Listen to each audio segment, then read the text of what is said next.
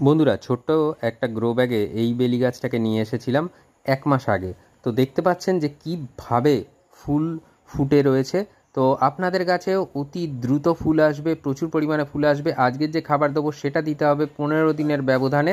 আর কি করে এত ঝোপালো করলাম এত তাড়াতাড়ি, আপনারা যখনই গাছে ফুলগুলো হয়ে যাবে তারপরেই কিন্তু ডালের মাথাগুলোকে পিঞ্চ করে দেবেন।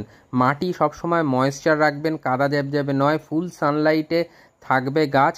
আর যখন খাবার দেবেন মাটি এইভাবে খুঁচিয়ে নিতে পারেন, অথবা টবের চারিধারে রিং করে নিতে পারেন। কি নিয়েছি 10 ইঞ্চি টবের জন্য 2 টেবিল চামচ সিঙ্গেল সুপার ফসফেট, 1 টেবিল চামচ পটাশ, 1 টেবিল চামচ নিমখোল, আর ভার্মি কম্পোস্ট রয়েছে 3 টেবিল চামচ, হাড়গুঁড়ো এবং শিংকুচি রয়েছে 1 টেবিল চামচ করে।